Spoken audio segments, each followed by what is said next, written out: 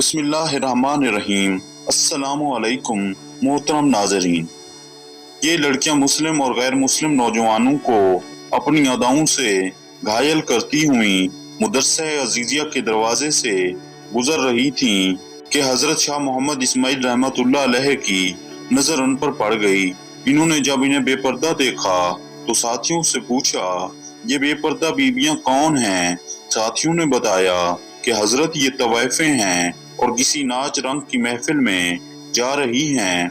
हजरत शाह साहब ने फरमाया, चलो ये तो मालूम हो गया कि ये तवाइफे हैं, लेकिन ये बताओ कि ये किस मजहब से ताल्लुक रखती हैं? साथियों ने जवाब दिया कि जनाब हम क्या बताएं कि इनका मजहब क्या है। अगर ये किसी मजहब से ताल्लुक रखती होती तो यूं बन सवर कर और बेपर्दा होकर बाहर ना निकलती। शाह साहब ने फरमाया कि ये तो नहीं हो सकता कि इनका कोई मजहब ना हो, बल्कि ये किसी न किसी मजहब की तरफ मंसूब तो जरूर होंगी, खा नाम के इतबार से ही सही। तो उन्होंने बताया कि जनाब ये मजहब इस्लाम ही को बदनाम करने वालियां हैं और बदकिस्मती ये है कि ये अपने आप को मुसलमान कहती हैं। शाह साहब ने जब ये बात सुनी तो फरमाया, मान लिया कि ये बद अमल और बद किरदार ही सही, लेकिन कलमा गो होने के एतबार से हुई तो हम मुसलमानों की बहनें ही, लिहाजा हमें इन्हें नसीहत करनी चाहिए। मुमकिन है कि ये गुनाह से बाज आ जाएं। साथियों ने कहा कि इन पर नसीहत क्या खाक असर करेगी, बल्कि इनको तो नसीहत करने वाला ही खुद बदनाम हो जाएगा। शाह साहब ने फरमाया, तो फिर क्या हुआ? मैं तो ये फरीजा अदा करके रहूंगा, खा कुछ हो जाए। साथियों ने अर्ज की, हजरत आपका इनके पास जाना मुनासिब नहीं है।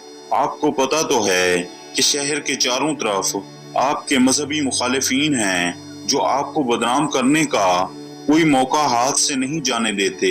आपने फरमाया, मुझे इसकी जरा परवाह नहीं है, मैं इन्हें जरूर नसीहत करने जाऊंगा।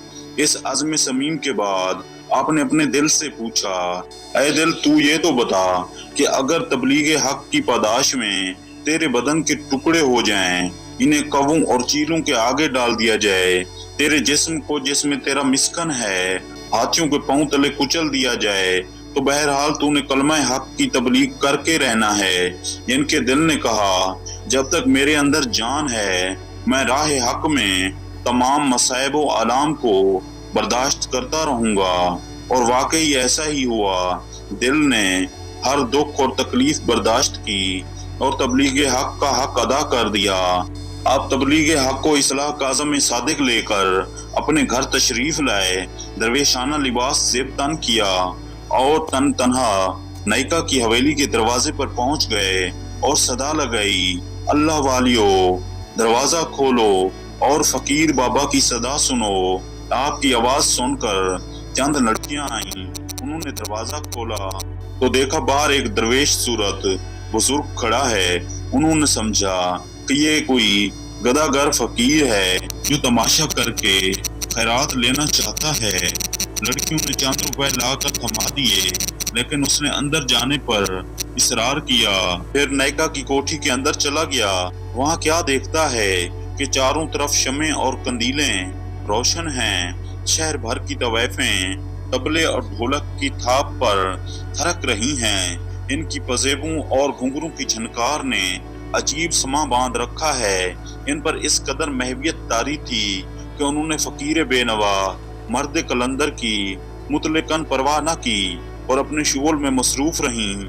जो ही उनकी नायका की निगाह इस फकीर बेनवा पर पड़ी तो उस पर हैबत तारी हो गई। वो जानती थी कि उसके सामने फकीराना लिबास में गदागर नहीं बल्कि शाह इस्माइल खड़ा है, जो हजरत शाह वलीउल्लाह का पोता और शाह अब्दुल अजीज, शाह रफीउद्दीन और शाह अब्दुल कादिर का भतीजा है। नायका ने उन्हें पहचान लिया और अपनी कुर्सी से उठी और एहतराम के साथ उनके सामने जा खड़ी हुई और बड़े अदब से अर्ज करने लगी, हजरत आपने हम सियाहकारों के पास आने की जहमत क्यों की? आपने पैगाम भेज दिया होता, हम आपके पास हाजिर हो जाती।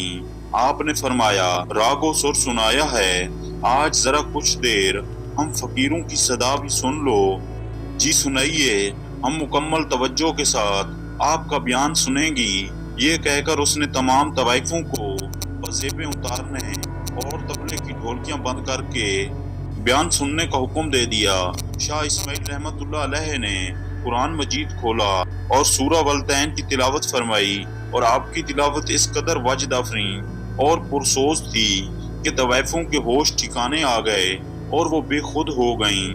اس کے بعد آپ نے آیت مبارکہ کا دل نشین ترجمہ کر کے خطاب شروع کر دیا۔ ان کا یہ خطاب زبان کا کانوں سے خطاب نہ تھا، بلکہ یہ دل کا دلوں سے اور روح کا روحوں سے خطاب تھا۔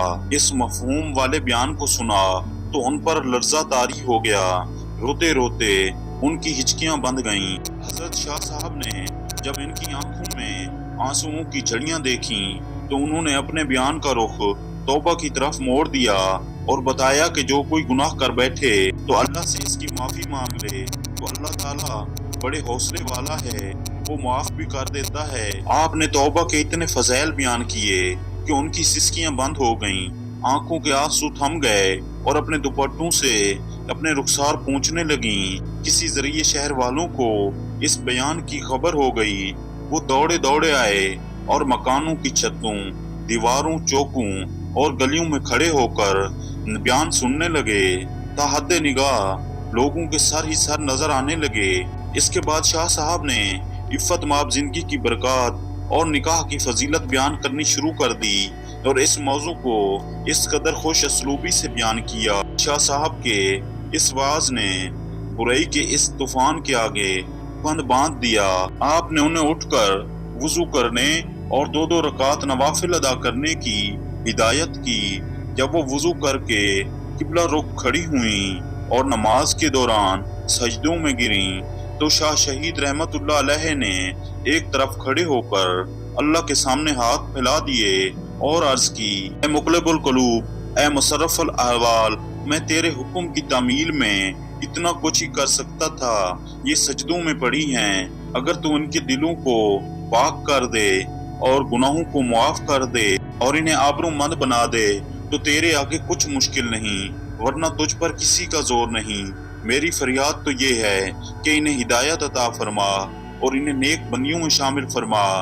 ادھر سید اسماعیل رحمت اللہ علیہ کی دعا ختم ہوئی، ادھر ان کی نماز۔ وہ اس حال میں اٹھیں کہ ان کے دل پاک ہو چکے تھے، وہ جہیز نکاح پر راضی ہو چکی تھیں۔